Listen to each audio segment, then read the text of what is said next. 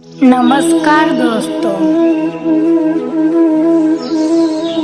जब भी प्रेम की बात होती है सबसे पहले जिस नाम का स्मरण होता है वो है राधा कृष्ण।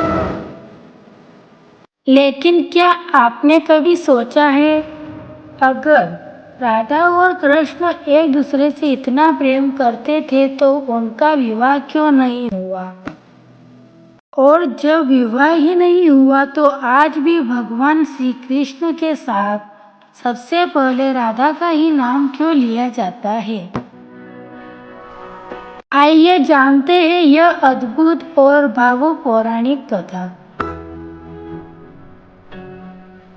पौराणिक मान्यताओं के अनुसार सृष्टि की रचना से पहले भगवान श्री कृष्ण अपने दिव्य धाम गोलोक में विराजमान थे।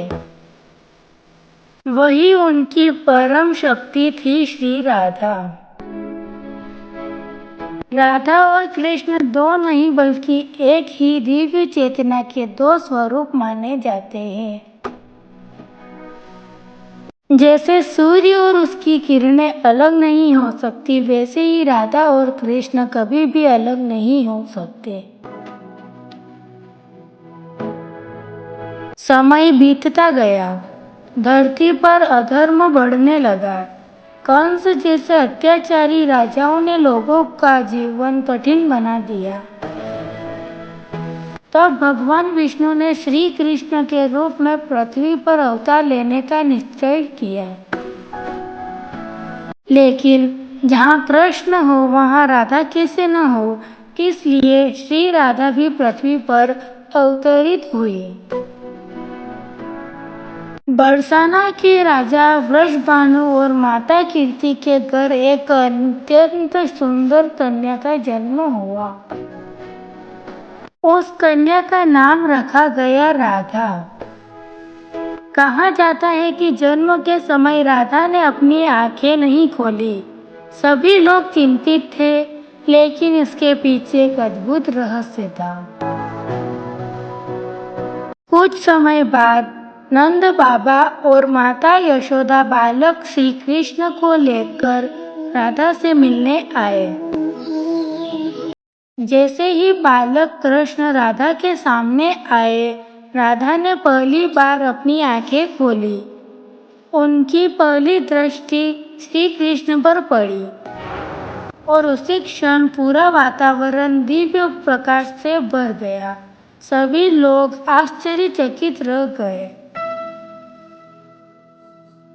धीरे धीरे दोनों बड़े होने लगे।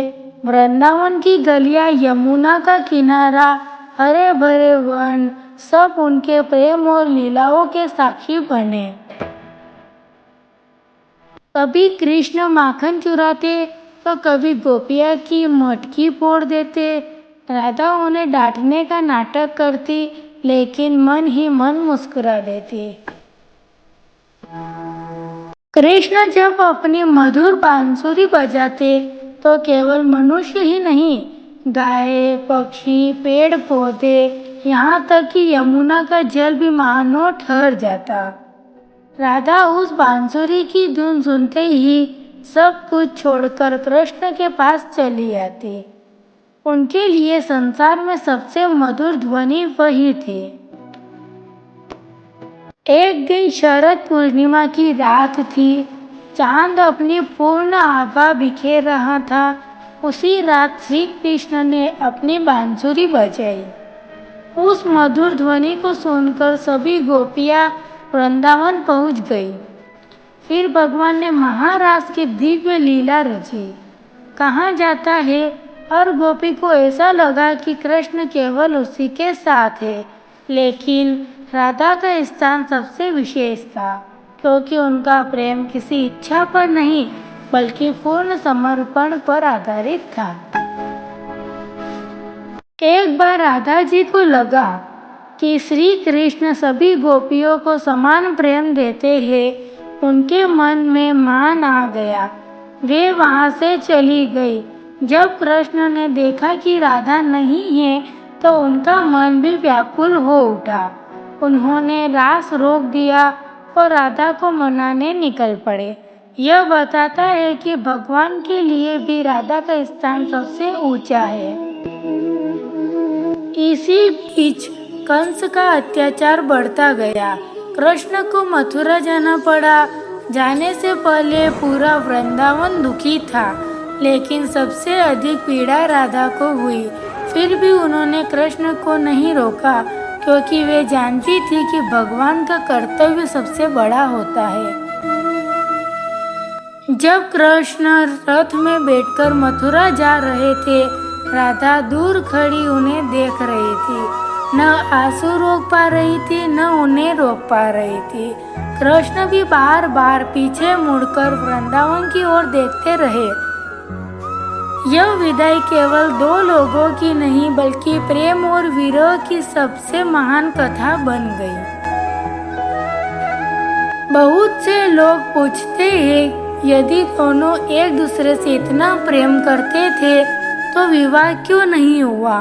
पौराणिक मान्यताओं के अनुसार राधा और कृष्ण का प्रेम सांसारिक नहीं, बल्कि आध्यात्मिक था। उनका संबंध शरीर का नहीं, आत्मा का था। जहाँ आत्माएं पहले से ही एक हो, वहाँ विवाह की आवश्यकता नहीं रहती। इसीलिए उनका प्रेम संसार के सभी रिश्तों से ऊपर माना गया।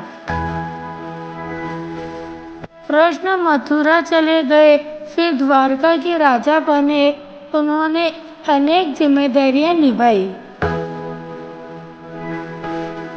लेकिन राधा ने कभी अपने प्रेम को नहीं छोड़ा। वे जीवन भर कृष्ण का स्मरण करती रही। उनके लिए कृष्ण कहीं बाहर नहीं थे, वे उनके हृदय में बसे थे। राधा कृष्ण की कथा हमें यह सिखाती है, सच्चा प्रेम केवल साथ रहने का नाम नहीं है।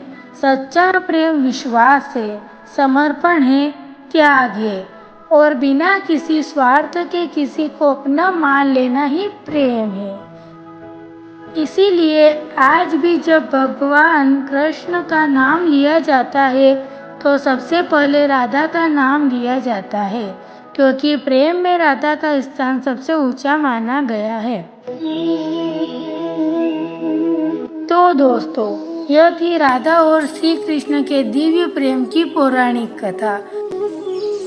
अगर आपको यह कथा पसंद आई हो तो वीडियो को लाइक करें, अपने परिवार और मित्रों के साथ साझा करें, और ऐसी ही सुंदर पौराणिक कथाओं के लिए हमारे चैनल को सब्सक्राइब करना न भूलें।